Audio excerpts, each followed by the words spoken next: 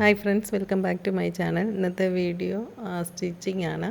അപ്പം ഞാനൊരു കുഷൻ എങ്ങനെയാണ് തയ്ക്കുന്നതെന്നുള്ളത്. കുഷൻ ഒരു ഹാർട്ട് ഷേപ്പിൽ തയ്ക്കാം. ഫെബ്രുവരി മാസമല്ലേ, അപ്പോൾ ഒരു ഹാർട്ട് ഷേപ്പിൽ തയ്ക്കാമെന്ന് വിചാരിച്ചു. അപ്പോൾ അതാണ് ഇന്നത്തെ വീഡിയോ. എല്ലാവരും വീഡിയോ മൊത്തം സ്കിപ്പ് ചെയ്യാതെ കാണണം. എൻ്റെ വീഡിയോ ആദ്യമായിട്ട് കാണുന്നവരാണെങ്കിൽ സബ്സ്ക്രൈബ് ചെയ്യണം. കണ്ടു കഴിഞ്ഞ് ഇഷ്ടപ്പെട്ടെങ്കിൽ ലൈക്ക് ചെയ്യുക, ഷെയർ ചെയ്യുക. സ്റ്റിച്ചിങ് വീഡിയോ കുറേ ദിവസമായിട്ട് ഇടുന്നില്ല, തയ്യൽ നടക്കുന്നില്ലായിരുന്നു. ഇപ്പോൾ ഒരു കട്ട് പീസ് കണ്ടപ്പം അപ്പോൾ ഇന്ന് ഒരു വീഡിയോ ഇതിനകത്ത് ഇടാമെന്ന് വിചാരിച്ചിട്ടാണ് ഒരു കുഷൻ പോലെ ഉണ്ടാക്കാമെന്ന് വിചാരിച്ചത്.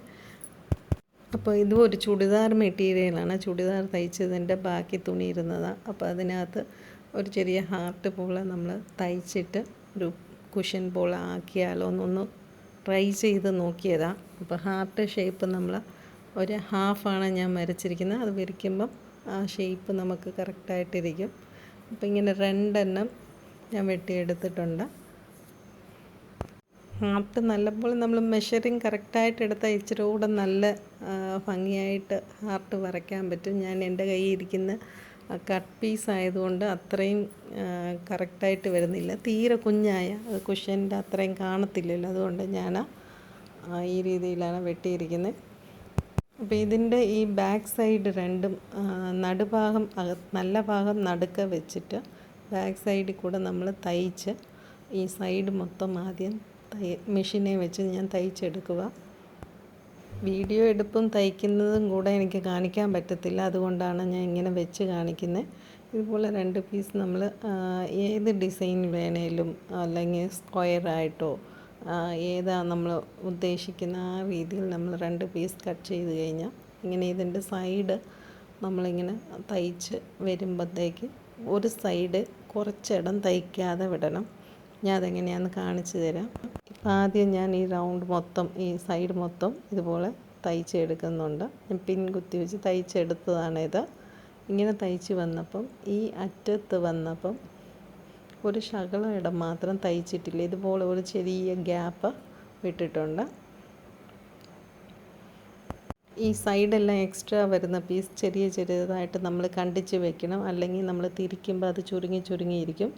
ഈ ഹോളിൽ കൂടെയാണ് നമ്മൾ തിരിച്ചെടുക്കുന്നത്. ഇത് തിരിച്ചെടുത്തിട്ടുണ്ട്. ഇനി ആ ചെറിയ ഹോൾ അവിടെ ഇല്ല, അതിൻ്റെ കൂടെ നമ്മൾ ഇതിനകത്ത് ഫിൽ ചെയ്യാനുള്ളത്.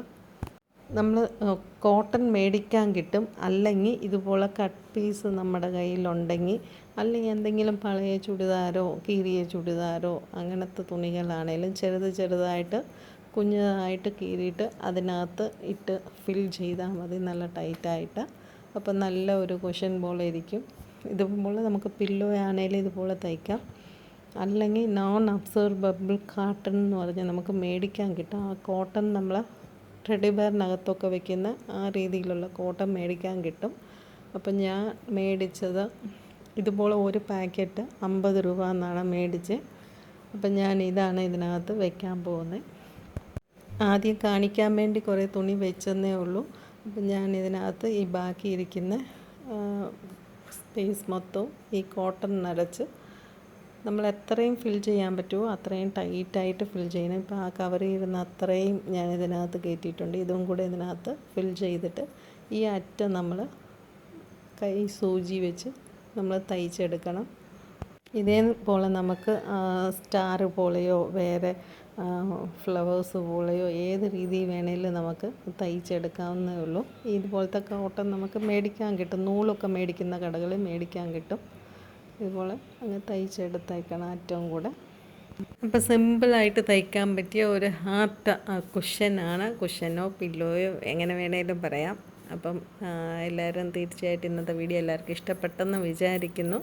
നമുക്കിത് കുഷൻ കസാരയിൽ ഇങ്ങനെ കുഷനായിട്ട് വെക്കാം. പില്ലോയുടെ കൂടെ കട്ടിലേലാണേലും കൊച്ചു പിള്ളേരുണ്ടെങ്കിൽ അവർക്ക് ഇഷ്ടമാണല്ലോ ഇങ്ങനത്തെ കാര്യങ്ങളൊക്കെ. അപ്പോൾ ഇങ്ങനത്തെ ഉണ്ടാക്കി കൊടുക്കാവുന്നേ ഉള്ളൂ. മെഷീൻ ഇല്ലാത്തവർ കൈ കൊണ്ടാണേലും നമുക്ക് സൈഡ് ഇതുപോലെ തയ്ച്ചെടുത്താൽ മതി. ഇച്ചിരി ചെറുതായിട്ട് അടുപ്പിച്ച് തയ്ച്ചെടുക്കണമെന്നേ ഉള്ളൂ.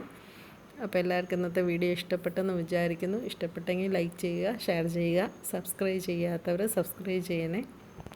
അപ്പോൾ ഇപ്പോൾ വീഡിയോ കാണുന്നതിൽ കൂടുതൽ പേര് സബ്സ്ക്രൈബ് ചെയ്തിട്ടില്ല. അപ്പോൾ സബ്സ്ക്രൈബ് ചെയ്യാതെ കാണുന്നവർ പ്ലീസ് സബ്സ്ക്രൈബ് ചെയ്യണം. ഞാൻ ആഴ്ചയിൽ 4 വീഡിയോ ഇടുന്നുണ്ട്. സ്റ്റിച്ചിങ് വീഡിയോ കുറേ ദിവസമായിട്ട് ഇടാൻ പറ്റുന്നില്ലായിരുന്നു, അതിനുള്ള സാഹചര്യമില്ല. അപ്പോൾ ഇനി കണ്ടിന്യൂ ഇടാൻ നോക്കാം. അടുത്ത ഒരു വീഡിയോ കാണുന്നവരെ ടേക്ക് കെയർ. Thank you.